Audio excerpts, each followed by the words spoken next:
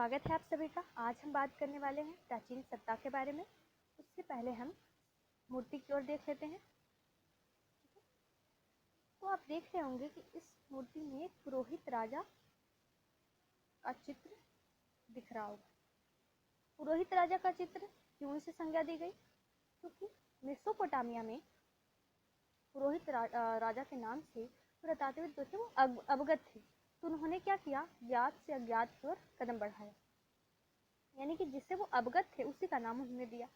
आप भी जैसे कि सीरियल देखते होंगे, फिल्म देखते होंगे, तो आप भी एक ही झलक में इसको बता सकते हैं कि पुरोहित होगा ये। तो कैसे मालूम चला आपको? क्योंकि आपने उसको पुरोहित के रूप में देखा है, इसलिए आप अज्ञात चीजों को नाम अपने ज्ञात चीजों के अनुसार दे रहे हैं। उसी अनुसार पुरातात्विदों ने भी इसको पुरोहित राजा की संज्ञा दी। ठीक है, अब आ जाते हैं प्रसाद तथा शासक। प्रसाद की बात करते हैं। प्रसाद क्या है? एक मोहनजोदड़ो में पुरातात्विदों को एक बहुत ही विशाल भवन मिला, जिसे पुरातात्विदों ने प्रसाद की संज्ञा दी। ठीक है, तो हमें हड़प्पा के काल में तो ऐसी कोई मंदिरों का साक्ष्य नहीं मिलता, अनुष्ठान कार्यों का साक्ष्य नहीं मिलता। ऐसा क्यों? क्योंकि मंदिरों के साक्ष्य न मिलने के कारण ऐसा लगता है कि वहाँ पे कोई अनुष्ठान का क्रियान्वयन उतना नहीं होता होगा, देवी देवताओं का पूजा नहीं होता होगा। लेकिन ऐसा संभवतः हुआ होगा कि लकड़ियों का मंदिर हुआ होगा और वो नष्ट हो गया होगा इतनी काल के अंतराल के बाद। ठीक है, ऐसा संभवतः हो सकता है, अनुमान लगाया जा सकता है। क्योंकि यहाँ से मिट्टी की मूर्तियाँ मिली हैं, महिलाओं की मृण्य मूर्तियाँ मिली हैं। ठीक है, मातृ देवी की मूर्ति मिली है। तो इससे अनुमान लगाते हैं पुरातात्विक कि ऐसा हो सकता है कि हड़प्पा में मातृ शतात्मक होगा। ठीक है, औरतों की पूजा की जाती होगी, औरतों को सम्मान की नज़र से देखा जाता होगा, सम्मान की दृष्टि से उन्हें देखा जाता रहा होगा, और महिलाओं की पूजा योग्य समझा जाता होगा। उनकी मूर्तियाँ बनाई जाती तो उन्हीं की पूजा की जाती होगी। ऐसा पुरातात्विक इसलिए कहते हैं क्योंकि उन्हें मिट्टी की मृण्य मूर्तियाँ मातृ देवी की मिली है। ठीक, इसी अनुसार वो अपना अनुमान लगाते हैं। क्योंकि ऐसा है कि आर्य समाज के आने के बाद जो सत्ता थी वो पितृ शतात्मक हो गई, जो कि आज तक चली आ रही है। आज भी आप सुनते होंगे कि हमारी सत्ता समाज कैसा है, पितृ शतात्मक है, जो कि आर्य समाज से चला आ रहा है। ठीक, अब शासक की बात करते हैं। कुछ पुरातात्विक शासक के बारे में ये मत जताते हैं कि एक शासक रहा होगा और वो क्या करता था, जैसे ये हड़प्पा हो गया तो यहाँ भी वो अपना शासन चलाता होगा, ये मोहनजोदड़ो हो गया तो यहाँ भी शासन चलाता होगा, और ये हो गया हमारा लोथल तो यहाँ भी वो अपना शासन चलाता होगा। यानी शासक एक ही था लेकिन वो सब जगह अपना शासन चलाता था। ठीक है, इस तरह से। हालांकि ये युक्ति संगत प्रतीत होता है, क्योंकि जैसे कि हमें एक प्रकार के ईंटों का माप, ठीक है, बड़े भवनों का निर्माण जिसमें संगठित श्रमिक की जरूरत पड़ती है, और वो कैसे संभव है? जाहिर सी बात है, कोई शासक रहा होगा जो सब कुछ संचालित करता होगा। ठीक है, सब कुछ निरीक्षण करता होगा, तभी तो ऐसा संभव है। कुछ पुरातात्विक हालांकि ऐसा मानते हैं कि एक भी शासक नहीं रहा होगा, सब लोग अपनी मर्जी से कार्य करते थे। ठीक है, कुछ पुरातात्विक ऐसा भी मानते हैं कि कई शासक थे, जैसे कि मोहनजोदड़ो है तो यहाँ भी शासक होगा, और हड़प्पा यहाँ भी शासक होगा, लोथल यहाँ भी शासक होगा, ऐसा होगा। तो अलग अलग मतानुसार अपनी अपनी विचार प्रस्तुत करते हैं। हालांकि जो हमने पहले पढ़ा कि जहाँ पे एक ही शासक रहा होगा, अलग अलग जगहों पे वो शासन करता था, ये ज़्यादा इससे संगत प्रतीत होता है, क्योंकि एक जैसी चीज़ों का निर्माण हमें अलग अलग जगहों से मिला है। तो ऐसा लगता है कि शासक एक रहा होगा और अलग अलग जगहों पे चीज़ें बनती होगी, क्योंकि शासक तो उस शासक के नियंत्रण में ही थी, नियंत्रण में ही था, इसीलिए चीज़ें एक ही जैसी बनती होंगी। अब आखिरकार इतनी विकसित, इतनी सुदृढ़, इतनी सभ्य सभ्यता का अंत कैसे? ये बहुत ही ज़्यादा विचारणीय योग्य है कि आखिरकार जो सभ्यता नगरीय सभ्यता से ज़्यादा जाता है, विकसित हड़प्पा जिसे हम कहते हैं, डेवलप सिविलाइजेशन, ठीक है, सिविलाइजेशन हड़प्पा, आखिरकार इस सभ्यता का अंत कैसे हुआ भाई? ये सोचने वाली बात हो जाती है। जो सभ्यता विकसित विकास की ओर अग्रसर था, विकास ही विकास किए जा रहा था, अगर अनुमान लगाया जाए तो मेरा तो ऐसा मानना है कि आज के टाइम पे ये हड़प्पा सभ्यता होता तो ये तो सुपर पावर होता, क्योंकि इतनी ज़्यादा अगर विकास कोई सभ्यता कर रहा था 4,500 साल पहले, जो कोई सभ्यता इतनी ज़्यादा विकसित थी। हालांकि अगर ध्यान देने वाली बात ये है कि इतनी ज़्यादा विकास करने वाला कोई और सभ्यता नहीं था उस टाइम पीरियड में जितनी हड़प्पा था। नगरीय सभ्यता, सड़कों का निर्माण ग्रिड पद्धति से, समकोण कांति थी, नलियों का निर्माण, नालों का निर्माण, ढक्कन लगे हुए उन पे, साफ सफाई का इतना ज्ञान, ठीक है, माप का इतना ज्ञान, पढ़े लिखे, साक्षर, कलाओं से निपुण, इतने ज्यादा वहाँ के लोग सभ्य थे। और फिर इस सभ्यता का फिर अंत कैसे हुआ? और कुछ पुरातात्विक जो है, पुरातात्विक का ये मानना है कि चूंकि ये सिंधु नदी था और यहाँ पे हड़प्पा सभ्यता बसा हुआ था, और चूंकि सारा कार्य यहीं से संचालित होता था, कुएं का पानी पीते थे लोग तो यहीं से आता था, खेतों की सिंचाई होती तो यहीं से खेती की सिंचाई हो जाती थी, सब कुछ नदियों जल से ही तो सब कुछ संभव हो पाता है।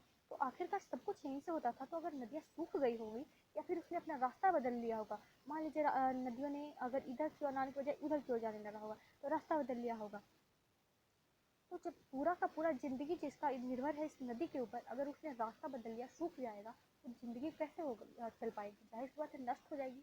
ठीक, जब पूरा का पूरा जिंदगी, पूरा का पूरा जीवन उस पर स्थित है और वही समाप्त हो जाए, उसी में भी अंतराल आ जाए, उसी में दिक्कत आ जाए, तो कैसे फिर जिंदगी चलेगी? जाहिर सी बात है।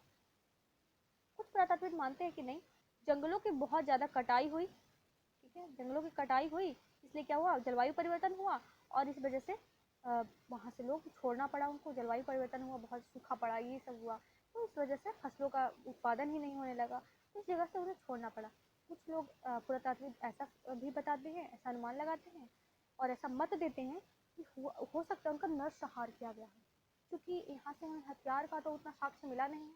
हथियार का साक्ष्य न मिलने के कारण हमें ऐसा लगता है कि हड़प्पा वासी बहुत ही शांतिपूर्वक विकास की ओर ज़्यादा ध्यान देते थे और शांतिपूर्वक रह रहे थे, और चूंकि इनके पास कोई हथियार नहीं था, तो जो बाहरी लोग आए उनके पास हथियार होने के कारण इनका नरसंहार किया गया, युद्ध में इन्हें जीत लिया गया, इन्हें मार दिया गया बहुत ज़्यादा, ठीक है, और कुछ लोग जो बच गए होंगे उन्हें छोड़ना पड़ा होगा ये जगह, तो इस वजह से ऐसा अनुमान लगाया जाता है कि हो सकता है ऐसा हुआ होगा।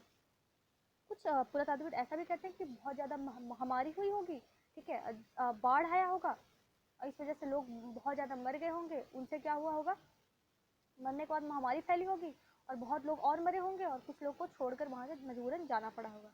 तो अलग अलग पुरातात्विक अलग अलग अपना सोच व्यक्त करते हैं, ठीक है। उसके बाद बात करते हैं, सबसे पहले हमने बात की थी एक आरंभिक हड़प्पा, फिर हमने बात की विकसित हड़प्पा, उसके बाद बात करेंगे हम उत्तर कालीन हड़प्पा। आरंभिक हड़प्पा हमने बात की थी, पशुपालन, कृषि, ये सब करके चलता था, इसे आरंभिक हड़प्पा की संज्ञा इसलिए दी गई है कि हड़प्पा से पहले की संस्कृति विकसित, ठीक है, विकास में अस्तित्व में आई। उसके बाद विकसित हड़प्पा आई।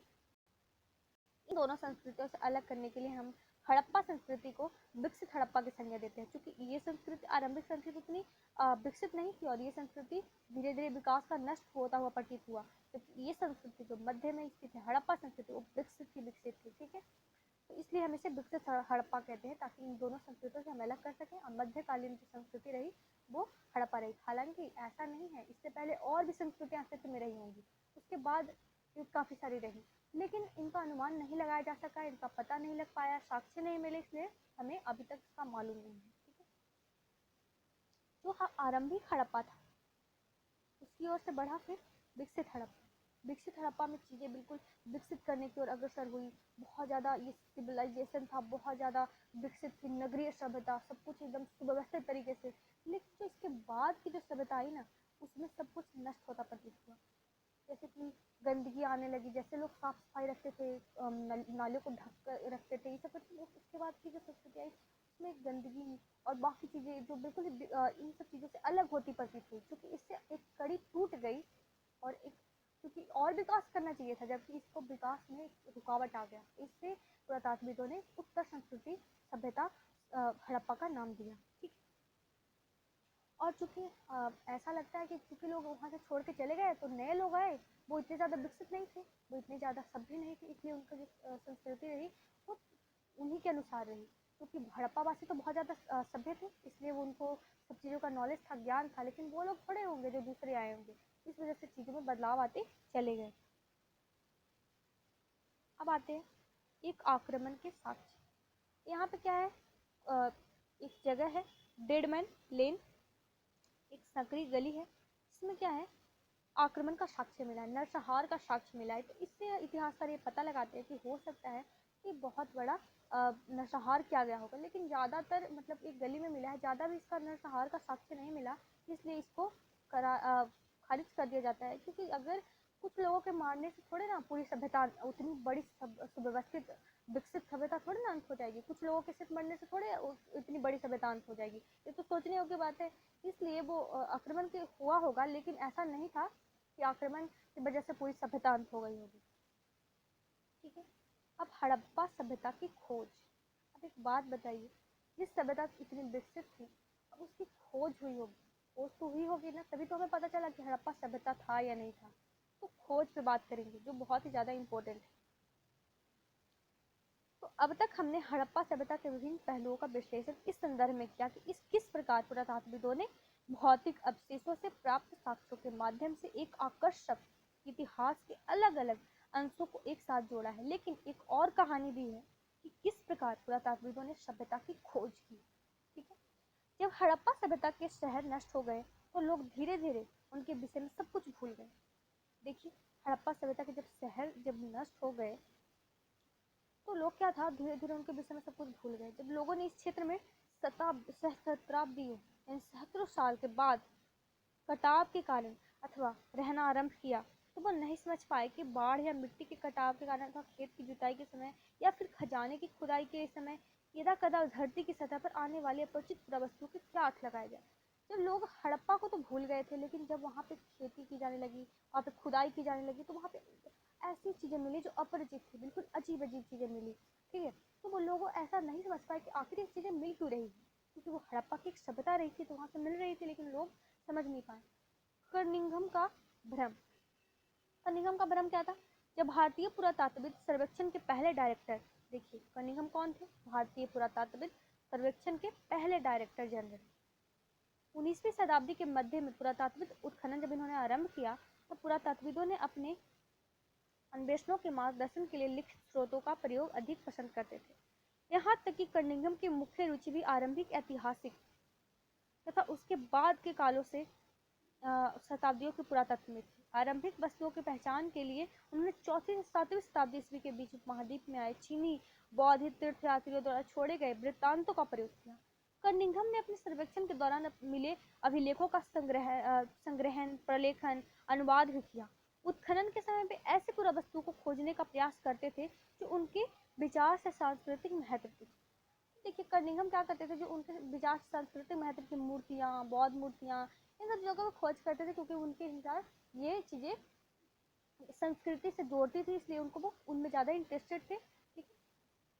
हड़प्पा जैसे पूरा स्थल जो चीनी तीर्थयात्रियों के यात्रा क्रम का हिस्सा नहीं था, क्योंकि वो चीनी का जो लिखी हुई कोई चीज़ होती है वो उस पर ज़्यादा वो लोग यकीन जताते थे, उस पर ज़्यादा महत्व समझते थे। इसलिए क्योंकि चीनी जो यात्री थे वो हड़प्पा तक नहीं पहुँच पाए, इसलिए क्या हुआ कि हड़प्पा में वो उन्होंने भी इंटरेस्ट नहीं दिखाया इतना ज़्यादा। ठीक है। तो हड़प्पा पूरा स्थल जो चीनी तीर्थयात्रियों का यात्रा कार्यक्रम का हिस्सा नहीं था, जो एक आरंभिक ऐतिहासिक शहर नहीं था, कर्निंघम के अन्वेषण के ढांचे में उपयुक्त नहीं बैठता था। इसीलिए हालांकि हड़प्पाई पुरावस्तुएं 19वीं शताब्दी में कभी कभी मिलती थी और इनमें से कुछ कर्निंघम तक पहुंचती भी थी, फिर भी वह समझ नहीं पाए कि ये पुरावस्तुएं कितनी प्राचीन थी। एक अंग्रेज ने कर्निंघम को एक हड़प्पाई मुहर दी।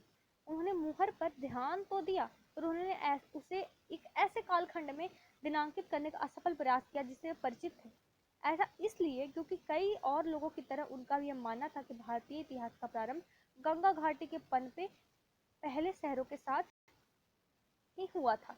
उनकी सुनिश्चित अवधारणा के चलते यह कोई आश्चर्य की बात नहीं कि हड़प्पा के महत्व को समझने में चूक गए। कर्निंघम क्या थे? हड़प्पा के महत्व को समझने में चूक गए। उनका भी यही मानना था कि गंगा घाटी के किनारे ही क्या था, इस भारत की सभ्यता का शुरुआत हुआ था, लेकिन ऐसा नहीं था। इसीलिए उन्होंने क्या किया, जो उनको पता था उसी का अनुसार उन्होंने बता दिया कि हाँ ये ऐसा वहाँ से हुआ होगा। उनको यही पता था। एक नवीन प्राचीन सभ्यता, एक नवीन प्राचीन, एक ऐसा नया दिखने वाला सभ्यता जो कि बहुत पुरानी होगी, जिसका नया नया पता चला है, ऐसी बात। तो कालांतर की जो 20वीं शताब्दी के आरंभिक दशकों में दयाराम साहनी जैसे पुरातात्विदों ने हड़प्पा में मुहरों की खोज निकाली। ठीक है, मुहरों को उन्होंने क्या किया?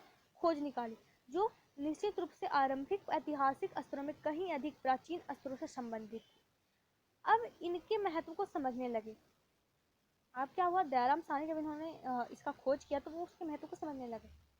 एक अन्य पुरातात्विक रखाल दास बनर्जी ने हड़प्पा से मिली मुहरों के समान मुहरे मोहनजोदड़ो से खोज निकाली। जो हड़प्पा से मुहरें मिली वैसे ही मुहरें उन्होंने मोहनजोदड़ो से भी खोज निकाली, जिसमें अनुमान लगाया गया कि ये दोनों पुरास्थल एक ही पुरातात्विक संस्कृति के भाग थे।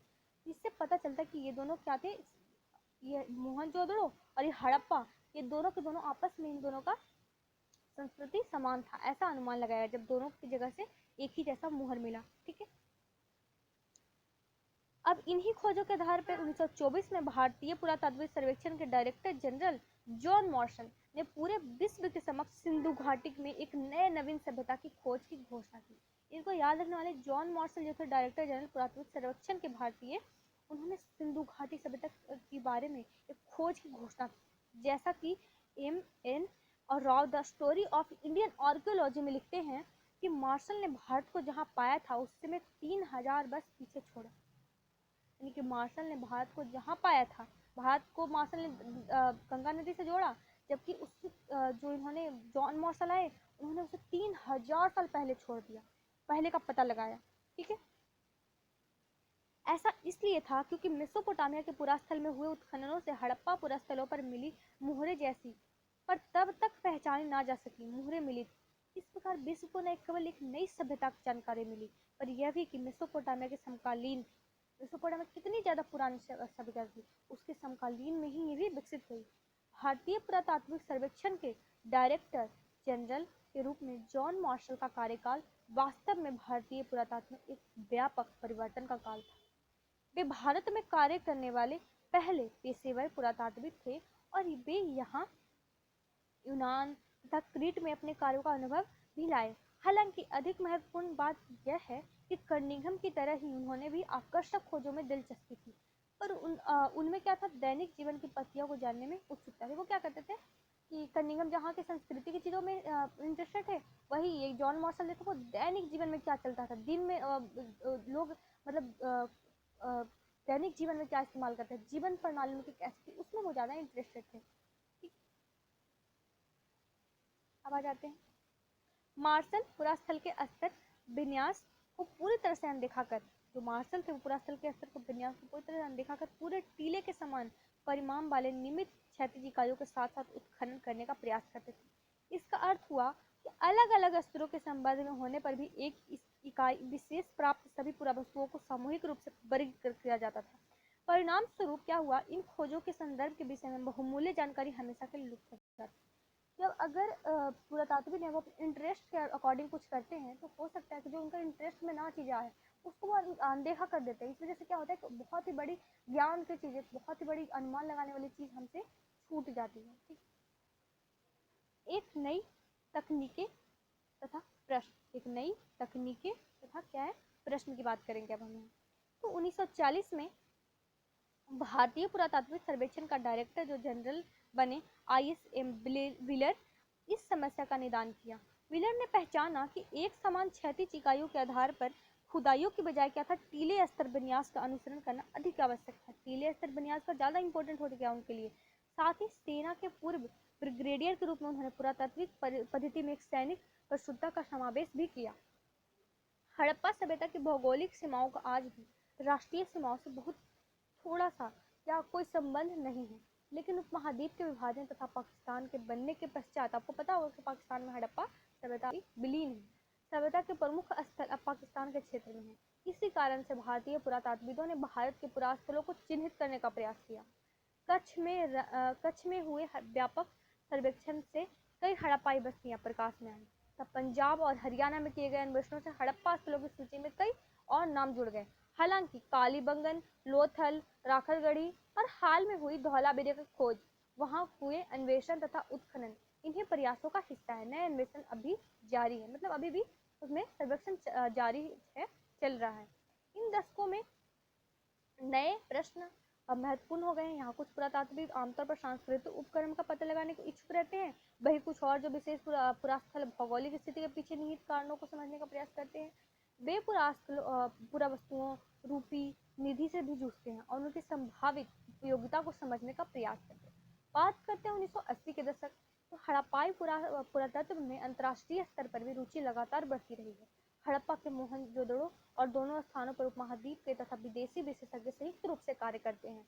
वे आधुनिक वैज्ञानिक तकनीकों का प्रयोग करते हैं, जिनमें मिट्टी, पत्थर, धातु की वस्तुएं, सब वनस्पति और जानवरों को अवशेष प्राप्त करने हेतु सतह का अन्वेषण और साथ ही उपलब्ध साक्ष्य के हर सूक्ष्म टुकड़े का विश्लेषण सम्मिलित है। ये अन्वेषण भविष्य में रोचक परिणामों का आशा दिलाते हैं। ठीक, अब अतीत को जोड़कर पूरा करने की समस्या, कि अतीत को जोड़कर हम पूरा कैसे करें, वो समस्या भी सामने आती है। अब जैसे कि हम देख रहे हैं कि हड़प्पाई लिपि में इस प्राचीन सभ्यता को जानने को कोई मदद नहीं मिली। अब हड़प्पाई जो लिपि है वो हमें पढ़ी ही नहीं जा सकी है, मान लीजिए ऐसी ऐसी लिखी है, तो पढ़ी नहीं जा सकी तो हमें इस सभ्यता का ज्ञान कैसे होगा, जाहिर सी बात है नहीं ज्ञान होगा। बल्कि ये भौतिक साक्ष्य हैं जो पुरातात्विदों को हड़प्पाई जीवन को ठीक प्रकार से पुनर्निर्मित करने में सहायक होते हैं। ये वस्तुएं क्या है, मृदभांड, औजार। देखिए लिपि का तो ज्ञान हो नहीं पाया, लेकिन कुछ चीजें जो मृदभांड हो गए, औजार हो गए, मृदभांड, औजार, आभूषण, घरेलू सामान भी हो सकते हैं, कपड़ा, चमड़ा, सरकंडे जैसी जैविक चीजें, इनसे तो अनुमान लगाया जा सकता है, यानी ये सफल रहे अनुमान लगाने में। और कुछ चीजें जो कि सड़ भी जाते हैं तो उनका भी पता नहीं चल पाता कि क्या चीजें अस्तित्व में थी उस समय या नहीं थी। विशेष रूप से उष्णकटिबंधीय क्षेत्रों में जो वस्तुएं बच जाती हैं वे पत्थर की पक्की मिट्टी तथा धातु ही थी। यह भी याद रखना आवश्यक हो जाता है कि केवल टूटी हुई अथवा अनुपयोगी वस्तुएं फेंकी जाती थी, अन्य वस्तुएं समाप्त पुनः चक्रित की जाती थी। परिणाम स्वरूप जो बहुमूल्य वस्तुएं अवस्था में मिलती है या तो वे अतीत में खो गई थी या फिर संचय के पश्चात कभी दोबारा प्राप्त नहीं की गई थी। अन्य शब्दों में कुछ खोजें प्रारूप के बजाय संयोगिक होती हैं। मतलब कि देखिए कुछ चीजें खराब हो गई, सड़ गई, या कोई चीजें विलुप्त हो गई उसी समय पे, तो हमें उसका कैसे ज्ञान चलेगा, है ना बात। तो ये परेशानी यहाँ पे क्रिएट करता है। ठीक है, खोजों का वर्गीकरण। अब हम खोज तो किया पुरातात्विक, उसका वर्गीकरण कैसे करेंगे, किस आधार पे दोनों का सबका वर्गीकरण करेंगे, ये भी बहुत बड़ा स्रोत रहता है। तो पुरावस्तुओं की पुनः प्राप्ति पुरातात्विक उद्यम का आरंभ मात्र है। इसके बाद पुरातात्विक अपनी खोजों को वर्गीकृत करते हैं, वर्गीकृत यानी उनको क्लासिफाइड करते हैं। वर्गीकरण का एक सामान्य सिद्धांत प्रयुक्त पदार्थ जैसे पत्थर, मिट्टी, धातु, अस्थि, हाथीदांत आदि के संबंध में होता है। एक तो पदार्थ हो जाता है, दूसरा क्या होता है अधिक जटिल, तो मतलब ये जटिल नहीं है लेकिन जो जटिल है उनकी उपयोगिता के आधार पर होता है। यानी कि इनको उपयोगिता क्या होता था, एक आधार तो ये बन गया कि ये धातु, सोना थी, चांदी थी, ये सब बन गया। दूसरा आधार के आखिरकार इन चीजों का इस्तेमाल क्या होता था, तो ये तो हमें मालूम चल जाता है, लेकिन ये मालूम थोड़ी कठिनाई से चलता है। ठीक है, तो ये हो गया। या फिर दोनों अनुष्ठानिक प्रयोग की कोई वस्तु थी, क्या थी, कोई वस्तु औजार है, या मान लीजिए कोई वस्तु है ये औजार है। अब इससे क्या पता लगेगा कि ये किस कार्य के हो सकता है, ये अनुष्ठान पूजा में प्रयोग किया जाता होगा, ठीक है, जानवरों की बलि भी दी जा सकती है इससे, या लोगों को कुछ भी अन्य कार्य किया करते होंगे, फसल कटाई करते हैं। तो ये सब थोड़ा सा मतलब कि कठिन हो जाता है जानने के लिए, क्योंकि इसका पूरी तरह से अनुमान लगना मुश्किल हो जाता है। किसी पुरावस्तु की उपयोगिता की समझ अक्सर आधुनिक समय में प्रयुक्त वस्तुओं की उनकी समानता पर आधारित होती है। मनके, चक्कियां, पत्थर के फलक तथा पात्र इसके स्पष्ट उदाहरण हैं। पुरातात्विक किसी पुरावस्तु की उपयोगिता को समझने का प्रयास तर्क के परीक्षण के माध्यम से भी करते हैं, जिसमें वह मिली थी, क्या वे घर में मिली थी, नाले में, कब्र में, या फिर मिट्टी में। मान लीजिए कोई आभूषण मिला, मान लीजिए कोई हथियार मिला, ठीक, अब वो कब्र में मिला, लगता है कि हो सकता है कि मृतकों के लिए वो रखा गया हो। अगर कोई खेत में मिला तो लगता है कि उसका शायद फसलों की कटाई में प्रयोग होता होगा। कोई मंदिर जगह जैसा स्थान में मिला तो लगेगा कि वहाँ पे शायद पशुओं की बलि दी जाती होगी। तो स्थानों पर भी निर्भर होता है कि वो किस लिए प्रयुक्त की जाती है। कभी कभी पुरातात्विदों को अप्रत्यक्ष साक्ष्यों का सहारा लेना पड़ता है। उदाहरण के लिए हालांकि कुछ हड़प्पा स्थलों में कपास के टुकड़े मिले हैं, पर पहनावे के विषय में जानने के लिए हमें अप्रत्यक्ष साक्ष्यों जैसे मूर्तियों के चित्रण पर निर्भर रहना पड़ता है। पुरातात्विक को हड़प्पा में कपास तो मिल गया, लेकिन पहनावे का कोई साक्ष्य नहीं मिला। तो वो पहनावे की ओर किस तरफ से देखते हैं, जो अप्रत्यक्ष है, जो मतलब इस पे भरोसा ना करके वो किस पे भरोसा करते हैं, जो वहाँ मूर्तियाँ मिली हैं उसने क्या पहन रखा है, उस पर वो अपनी विश्वास जताते हैं। ठीक है, पुरातात्विदों को संदर्भ की रूपरेखाओं का विकसित करना पड़ता है। हमने देखा है कि पहली प्राप्त हड़प्पाई मोहर को तब तक नहीं समझा जा सका जब तक कि पुरातात्विदों ने उसे समझने के लिए संदर्भ नहीं मिला। सांस्कृतिक अनुक्रम जिससे वह मिली थी तथा मेसोपोटामिया में हुई खोजों की तुलना दोनों के संबंध में। अब देखो जब तक हड़प्पाई मोहर थी, उसको अगर जब तक हमने पढ़ा कि जो कनिंघम थे उन्होंने उसको उतना ध्यान नहीं दिया, जबकि अगर उसको जब तुलना किया गया मेसोपोटामिया की सभ्यता से, तब पता चला कि अच्छा ये तो हड़प्पा ही मुहर है। तो अगर नज़रअंदाज कर दिया जाता था कई चीज़ें, तो उससे भी अनुमान लगाने में कठिनाई होती थी। अब इससे पहले मैंने बहुत बार बात की थी आपसे कि मातृ देवी सत्ता रही होगी उस समय। ये देखिए यहाँ पे क्या है, एक मिट्टी की मूर्ति आपको नजर आ रही होगी, ठीक है, और ये क्या है, एक महिला है। तो ऐसा अनुमान लगाया जाता है कि हो सकता है कि उस समय मातृ देवा की पूजा की जाती होगी, मातृ सत्तात्मक रही होगी, ठीक है। तो ये कैसे पता चला, वहां से मिले साक्ष्य, वहां से मिली मूर्तियां, ठीक है। आगे मैं बात करूंगी कि कैसे पुरातात्विक किन किन आधारों पे, किन किन ऐसी चीजें हैं जिनके आधार पे वो पता लगाते हैं, इतिहास का पता लगता है, ठीक, जो आपको आगे चैप्टर में भी सहायक होगा। तो आप लास्ट तक वीडियो देखिए, मैं बताऊंगी आगे। व्याख्या की समस्याएं, व्याख्या कैसे करें। मान लीजिए हमें एक चीजें तो मिल गई, कोई चीज मिल गई, लेकिन व्याख्या कैसे करें कि ये चीज कहाँ से मिली, कैसे मिली, इसका उपयोग क्या था, ये तो मुश्किल हो जाता है, कठिन हो जाता है ना। तो इसलिए इसकी व्याख्या की बहुत ज्यादा समस्या आती है। तो पुरातात्विक व्याख्या की समस्याएं संभवतः सबसे अधिक धार्मिक प्रथाओं के पुनर्निर्माण के प्रयास में आती है।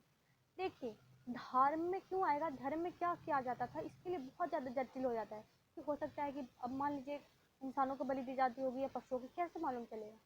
तो बहुत ज़्यादा क्या हो जाता है, कॉम्प्लिकेटेड यहाँ पे चीज़ें हो जाती है, ठीक है। आरंभिक पुरातात्विदों को लगता था कि कुछ वस्तुएं जो असामान्य और अपरिचित लगती थी मतलब धार्मिक महत्व की होती थी। इनमें आभूषण से लदी हुई नारी, इसे देखिए, इसको हम नॉर्मल नारी भी तो कह सकते थे ना कि नॉर्मल स्त्री है, लेकिन ऐसा हम ना करके धार्मिक से जोड़ देते हैं, क्योंकि ऐसा प्रतीत होता है कि आज के समय पर देवी देवताओं को इस तरह से दिखाया जाता है, तो हो सकता है कि उस समय इस तरह से दिखाया गया होगा, है ना। तो इस तरह से तो मृण्य मूर्तियाँ जिनमें कुछ शीर्ष विस्तृत प्रसाधन थे शामिल है, इनमें मातृ देवियों की संज्ञा दी गई थी। इन्हें क्या दिया गया, मातृ देवी की संज्ञा दी है। पुरुषों के दुर्लभ पत्थर से बनी मूर्तियाँ जिनमें उनमें एक लगभग मानकीकृत मुद्रा से एक हाथ घुटने पर रखकर बैठा हुआ दिखाया गया था, जैसा कि पुरोहित राजा को भी इसी प्रकार वर्णित गया था। अन्य दृष्टांतों में संरचनाओं को अनुष्ठानिक महत्व का माना गया है। इनमें विशाल स्नागार, कालीबंगन, थलोथल में मिली बेदियां सम्मिलित है। मुहरों, जिनमें से कुछ पर संभवतः अनुष्ठान के दृश्य बने हैं। ये परीक्षण से क्या होता है, धार्मिक आस्थाओं प्रथाओं पुनर्निर्मित करने का प्रयास भी किया गया है। कुछ अन्य जिन पर पेड़ पौधे किए गए हैं, मान्यता अनुसार प्रकृति की पूजा के संकेत देते हैं। मान लीजिए पुरातात्विक को एक मुहर मिला जिसपे पेड़ पौधे बने हुए हैं, तो ऐसा लगता है कि पुरातात्विक ऐसा मानता है कि हो सकता है उसमें प्रकृति पूजा की जाती होगी, है ना। प्रकृति पूजा उस समय पे की जाती होगी, तभी तो उसपे पेड़ पौधे के मिल रहे हैं। जानवरों को अगर किसी भी मान लीजिए मुहर पे जानवरों के चित्र उत्कीर्णित मिल रहे हैं, तो ऐसा पुरातात्विक मानते हैं कि हो सकता है कि उस समय जानवरों को भी कुछ अच्छी इन जानवरों की जैसे कि बैल की मिली है, वृषभ की मिली है, तो ऐसा लगता है कि बैलों की स्थिति उस समय अच्छी रही होगी, इनको वो अच्छा मानते होंगे, टोटम के रूप में देखते होंगे, ठीक है। तो इस तरह से वो अनुमान लगाते हैं, ठीक है। तो अनुमान इसी अनुसार लगाया जाता है कि कोई मूर्ति मिल रही है, कोई चीजें मिल रही हैं, तो वो कैसे जोड़ के देखते हैं, जोड़ना पड़ता है उन सब चीज़ों को, ठीक है। कि अगर प्रकृति की पेड़ पौधे मिल रहे हैं तो पेड़ पौधों की यहाँ पूजा की जाती है, कि ऐसा अनुमान लगाया जाता है। अगर औरतें महिलाओं की चित्र मिल रही हैं उनको लदी हुई गहनों से, ठीक है, आभूषणों से लदी हुई, और उनके आसपास में अगर कोई जानवर है और पूजा हो रहा है, तो ऐसा लगेगा ना कि हाँ उसकी पूजा की जाती होगी उस समय पे। तो ऐसा कुछ। अब एक देखिए यहाँ पे एक आद शिव की मुहर मिली है, ठीक है। शिव इसे किस लिए क्या अलग, आसपास में आप देखेंगे ना कि कुछ जानवर होंगे ऐसे, यहाँ देखिए एक बाघ भी बैठा हुआ है और उसे खा नहीं रहा है इस इंसान को, ठीक है, और ये आराम से बैठा हुआ है, तो इससे क्या लग रहा है कि इससे वो डर रहा है बाघ, ठीक है। तो ये भगवान की तरह, जैसे आज भी हम देखते हैं ना कि शंकर भगवान बैठे होते हैं तो उनका सांप थोड़ी काटता है, नहीं काटता, तो वो भगवान की तरह देखते हैं। तो हम ज्ञात से वही अज्ञात पर बढ़ के और इसको हम एक शंकर भगवान की शिव की मुहर की ओर संज्ञा दी गई, ठीक है। इस तरह से हो गया। अब धार्मिक प्रथाओं की हम बात की, तो धर्म आप देख रहे हैं कि किस तरह से इसकी जो निष्कर्ष निकालना कितना मुश्किल हो जाता है कि आखिरकार हम इसे किस श्रेणी में रखें। तो आखिरकार पुरातात्विक इसे धार्मिक श्रेणी में रखते हैं, जो चीज़ दुर्लभ होती है। अब ऐसा दुर्लभ ही तो है मूर्ति जहाँ पे बाघ बैठा हुआ है और इंसान ही बैठा हुआ है, दुर्लभ है ना। तो इसलिए वो क्या करते हैं, दुर्लभ चीज़ों को ईश्वरीय से जोड़ देते हैं, धर्म से जोड़ देते हैं, ठीक है। अब देखिए यहाँ पे आप देखेंगे केस बना हुआ है। अब मैंने बताया था ना कि वो सभ्यता एकदम नगरीय सभ्यता थी, ठीक है। तो नगरीय सभ्यता थी। यहाँ पे एक और चीज आप देखोगे, ये देखिए मिट्टी का बैलगाड़ी, ठीक है, ये एक खिलौना था मिट्टी का बैलगाड़ी, लेकिन ये बहुत कुछ बयान करता है, बहुत चीजें बयान करता है। अब जैसे देखिए मिट्टी की बैलगाड़ी, खेतों की जुताई के लिए भी बैलगाड़ी, अगर बैल का यूज किया जाता था तो हो सकता है सब खेत में भी यूज किया जाता होगा, ये अनुमान लगा लिया जाएगा पहली बात। दूसरी बात कि अगर ये रथ की तरह था तो इसका परिवहन के रूप में एक जगह से दूसरी जगह चीजें ले जाने के लिए इस्तेमाल होता था, ठीक है, इस तरह से इस्तेमाल होता था। तो चित्रों के आधार पे और चीज़ों के आधार पे, साक्ष्यों के आधार पे, मूर्तियों के आधार पे ही इतिहासकार जो होते हैं, पुरातात्विद होते हैं, वो अनुमान लगाते हैं। अब मैंने बताया था आपको कि मैं आगे बताने वाली हूँ किन किन चीज़ों पे अनुमान लगाते हैं। तो देखिए स्तंभ लेखन, अगर कोई चीज़ें लिखी गई है उससे मालूम चलता है। मूर्तियाँ, मूर्तियों से पता लगता है। अगर कोई इतिवृत्ति है, यानी कोई मतलब लेखिका मिली है, जो यात्री आए होंगे उन्होंने लिखा होगा, तो लेखिका से, ठीक है। और स्तंभ लेखन, अगर पत्थरों पे कुछ उत्कीर्णित किया गया है, मूर्तियों पे, तो इन सब चीज़ों से क्या होता है, इतिहासकारों को मालूम चलता है, वो अनुमान लगाते हैं कि इन सब चीज़ों को इस्तेमाल किया जाता था और किस यूज किया जाता था, किस वे में किया जाता था, किस तरह इस्तेमाल किया जाता था। यानी अगर कोई मूर्ति है तो उसको भगवान समझा जाता था या नॉर्मल मूर्ति होगी। तो इतिहासकार जो है इसी तरह से उसको जोड़ते हैं। तो आज का ये एपिसोड खत्म होता है यहीं पर। धन्यवाद। अगर इसमें आपको कुछ समस्या आती है तो आप कमेंट कर सकते हैं, मैं उसे सुधारने की कोशिश करूँगी, ठीक है। Thank you.